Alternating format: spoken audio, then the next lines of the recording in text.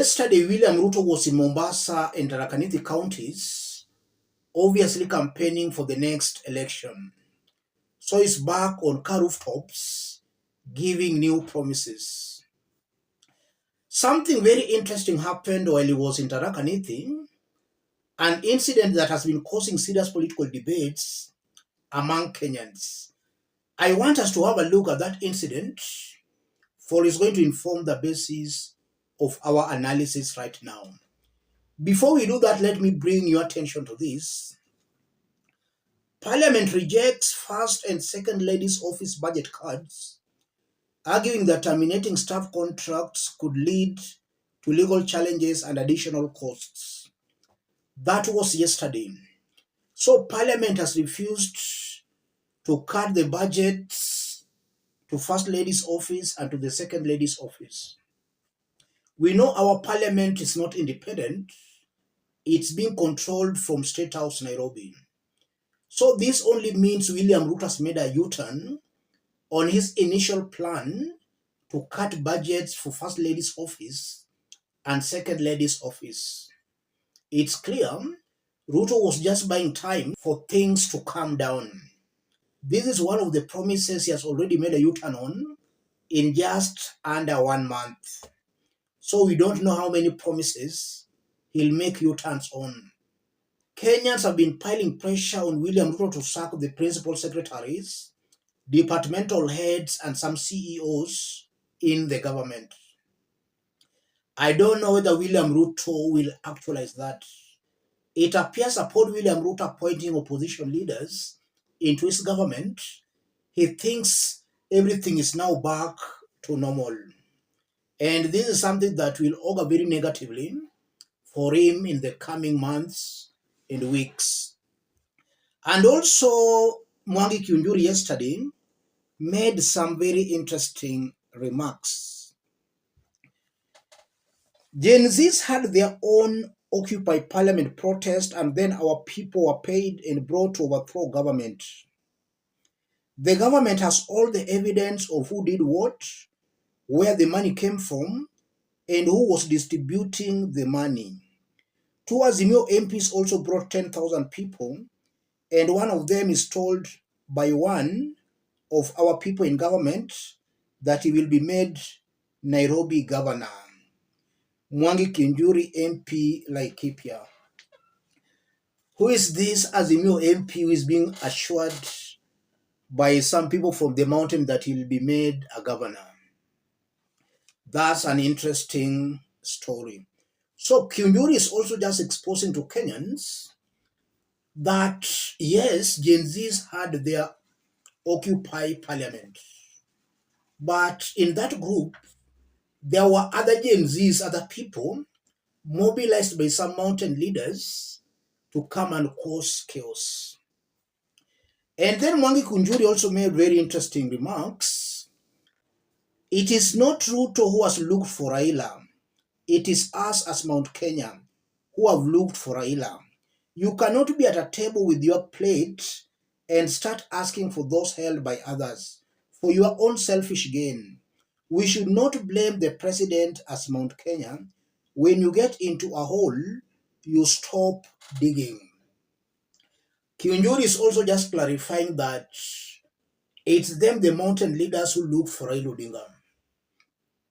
The truth is, if they're the people who look for Raila Odinga, then they did that with the blessings of Ruto. Ruto sent them to look for Raila Odinga. And these remarks are also aimed at Rigathi Gachagua. We know that Rigathi has been on record saying he laid some traps at State House for Raila Odinga not to enter. So these remarks are clearly meant for Rigathi Gachagua, and that goes on to prove the internal fightings in Kenya Kwanza. And just as I've been saying here, it's just a matter of time before we see an impeachment motion being pushed against Rigathi Gachagua. Let's now look into our main story. Yes, what happened in Tharaka Nithi?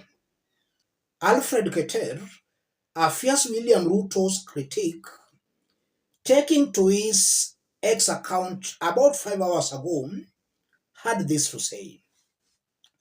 Alfred Keter, thank you so much, the people of Tharaka Nithi, for saying no to fake promises. The trust is long gone. Hashtag Ruto must go. And then he has shared out a video. Towards the end of the video, you are seeing the people somehow disapproving what Ruto is saying. Listen to this. Tumekubaliana hapa, tuko na county headquarters imekwama. Tulikuwa tumeweka pesa ikachelewa kidogo. Hiyo county headquarters nimekubaliana na governor ya kwamba kwa sababu tumehandover kwake, yeye aweke milioni 100, mimi nitamwekea milioni 150 ndio tuweze kukamilishe na tujenge. Si ndio? Munataka. Let's put all that into perspective. If you are watching us but you have not yet subscribed, subscribe, give the video a like. Let's proceed. If you look at William Ruto talking to Tharaka Nithi residents and talking to Mombasa residents, in our earlier video, we did dissect those remarks by Ruto in details.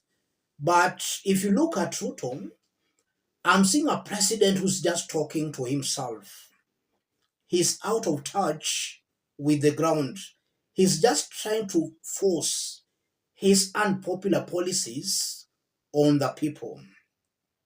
That's what I'm seeing looking at William Ruto. And as he continues forcing his bad policies on the people are getting agitated. So negative emotions against him are just building slowly by slowly. And it will reach a point again where we will see an eruption. Just as we did see the first time Kenyans stormed and occupied Parliament. These empty promises and false promises are the things that led to Kenyans taking to the streets demanding for William Ruto to go. It appears Ruto has not yet learned anything. He is still making the same mistakes. Kenyans are also on the streets demanding for William Ruto to stay in his office to work. But it appears William Ruto cannot stay in his office. He has got this serious push to go out and start lying and giving empty promises. And that again is something angering Kenyans. Kenyans want to see Ruto in his office. Mr. President, if you are listening, Kenyans want to see you in your office, not campaigning on car rooftops. And again, if you look at William Ruto, he's trying to belittle the concerns from Kenyans. Kenyans are against Ruto's rule. And Kenyans have been waiting for him to show some commitment that is serious. But again, Ruto is not serious. So far, the principal secretaries are still in office. Departmental heads are still in office. All this led to Kenyans going to the streets demanding for William Ruto's action. It appears the principal secretaries are still intact in office. Departmental heads are still there. And there's where corruption is actually taking place. If you look at the cabinet appointments, we've seen some ODM leaders being brought into the cabinet, but now with those cabinet secretaries, if William Ruto does not make some changes in the principal secretaries, then the cabinet secretaries, their hands are clearly tied. William Ruto will still just use the principal secretaries to undermine these cabinet secretaries. And that we saw in his first cabinet, where the principal secretaries were the ones calling shots in their ministries. I still maintain and I repeat, the problem we have in Kenya is William Ruto himself. As long as he remains the president, things will still go south. He is the president. I'm not very much optimistic of his role. And maybe that can also explain why Raila Odinga is trying to distance himself from this government. He knows the government will fail. So Raila Odinga does not want to put ODM into the failures of this government. Raila knows eventually this government will not get it right. It will fail big time. Let me stop it there. If you are watching us but you have not yet subscribed, subscribe, give the video a like. Thank you. God bless you. God bless Kenya.